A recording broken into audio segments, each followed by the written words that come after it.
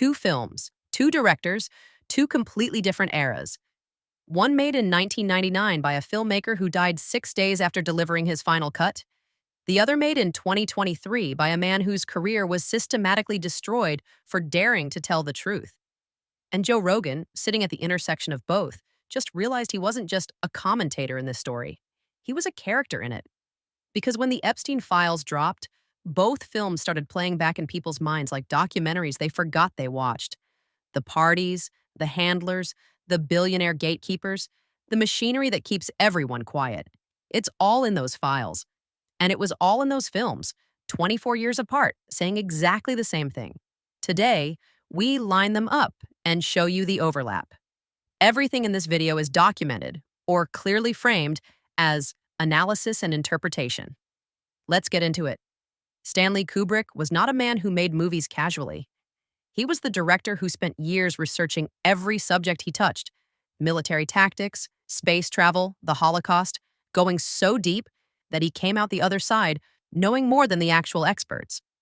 So when he decided in the late 1990s to make a film about secret societies, masked rituals, and the sexual exploitation of women by powerful, wealthy men, he didn't imagine it. He researched it. Eyes Wide Shut looks on the surface like a psychological drama about a married couple navigating jealousy in New York City. Tom Cruise plays a doctor who gets pulled into the underworld of elite New York society after his wife confesses a fantasy. That's the surface reading. The real film is something else. Because what Kubrick embedded inside that story is a precise portrait of how elite abuse networks actually function. Secret parties hidden inside legitimate social gatherings. Handlers who recruit vulnerable women. Billionaire gatekeepers who make sure nobody talks. A ritual that binds everyone together so that keeping quiet becomes a matter of self-preservation. Who do you think those people were? Those were not just ordinary people there. If I told you their names, I'm not going to tell you their names, but if I did, I don't think you'd sleep so well. Every single one of those elements is now documented in the Epstein files. And then there is the timeline. Kubrick delivered his final cut to Warner Brothers. 6 days later, he was dead, officially from a heart attack.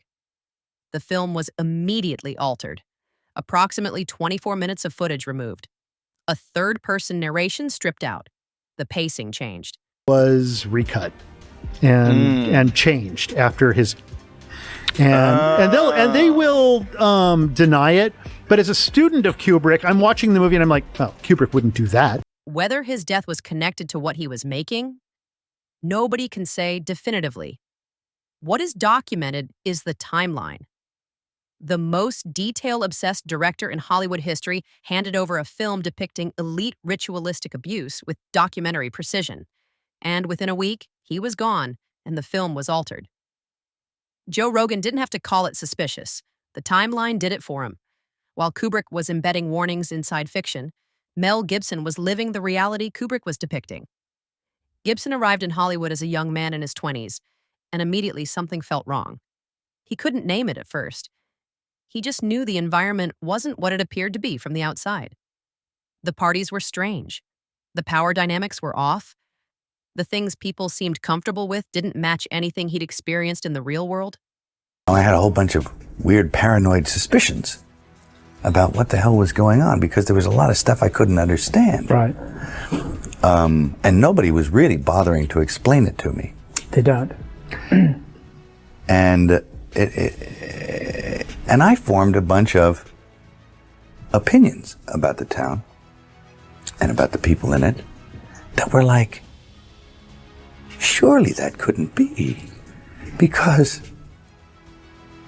a whole place can't be like, Weird Town, where the stranger wanders in and all the people are in the bar and they all shut up when he looks at them and they tell you don't go into the house on the hill, and it's like that. And then you go away and you think, no, I was wrong. I mean, that's insane thinking. I'm paranoid. I imagined that stuff. That couldn't be the reason for why so-and-so was acting like, could it? And then you find out later on the track that you are exactly on track. That is a man describing in real time the same world Kubrick was depicting in Eyes Wide Shut. The stranger who walks into the bar, the locals who all go quiet. The house on the hill they tell you to avoid. Gibson felt it before he could prove it, and the industry knew he felt it. So they did what they always do to people who get too close. The DUI, the leaked phone calls, the blacklisting. His career, one of the biggest in Hollywood, was systematically dismantled. Projects quietly fell apart. No studio would touch him. And then, after years of being made an example of, he came back. And the first major thing he did with that comeback was produce Sound of Freedom, a film about child trafficking, a film about how predators use fake modeling scouts to lure children from vulnerable families, a film about how networks operate across international borders using money and influence to move victims without consequence. Sound familiar?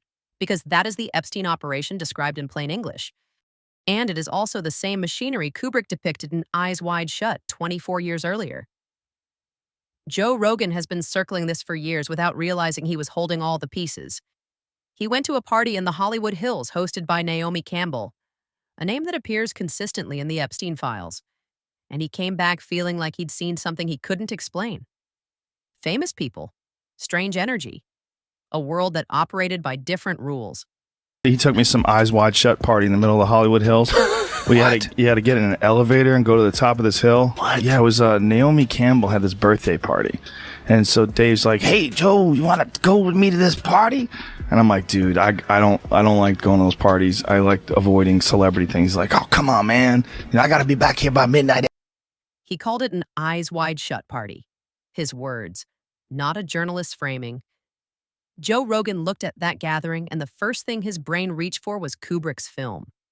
Because somewhere in his gut, he already understood what that film was really about. Then the Epstein files dropped, and the party he attended years ago looked completely different. And then his own name showed up in the documents. Not for going, for refusing. In the files for not going, because Jeffrey Epstein was trying to meet with me. Oh, I did see that. Yeah, and I was like, "What?" I'm like, no thanks. Yeah. Aren't I you was like, glad? Yeah, but I would have never went anyway. It's like, it's not even a possibility that I would ever went. But did especially you- after I Googled him. I was like, what are you talking about? One Google search, one refusal. That kept him out of those files for the right reasons. But it also means Epstein's organization specifically identified Rogan as a target for recruitment. They wanted him in the circle. He declined. And then spent years being attacked by the same mainstream media that had protected these people for decades. The hit pieces, the Spotify controversies, the relentless campaigns to paint him as dangerous and irresponsible.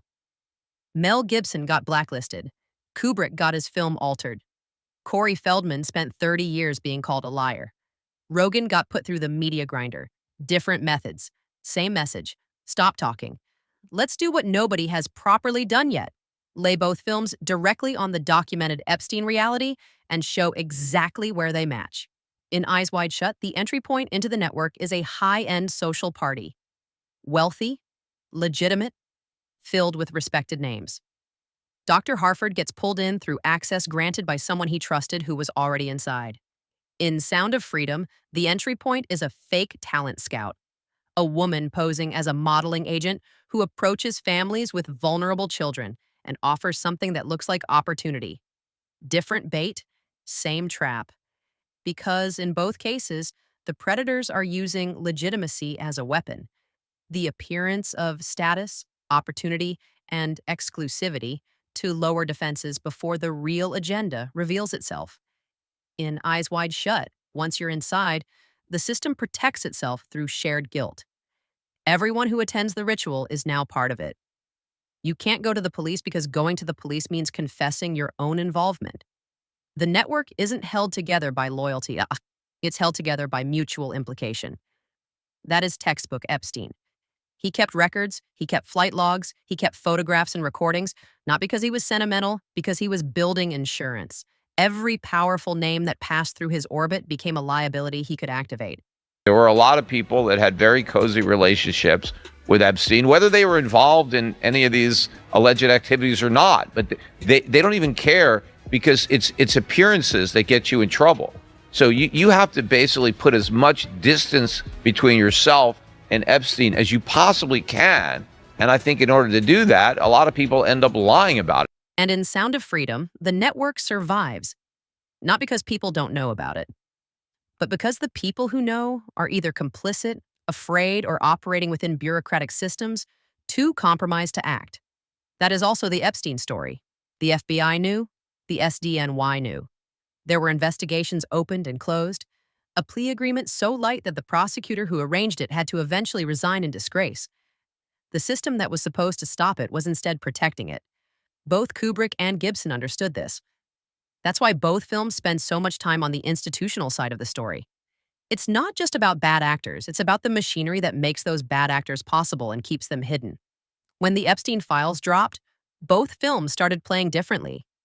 Les Wexner, the billionaire who gave Epstein full power of attorney over a financial empire, handed him a $77 million Manhattan mansion, and was labeled a co-conspirator by the FBI, ran the real version of what Kubrick depicted.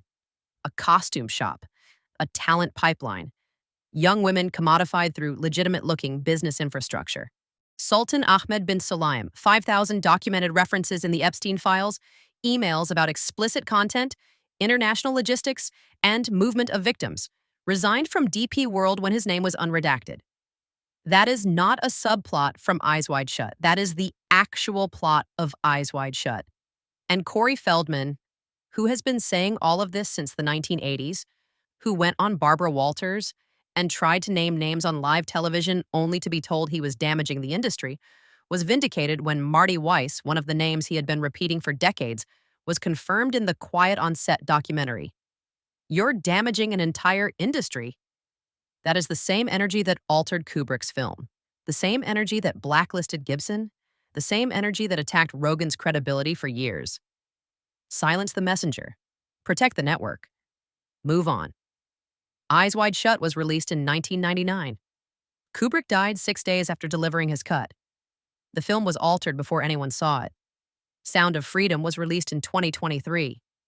It grossed over $250 million on a $14.5 million budget, despite zero studio support, active media mockery, and a coordinated campaign to dismiss it as conspiracy, because regular people with nothing to protect opened their eyes.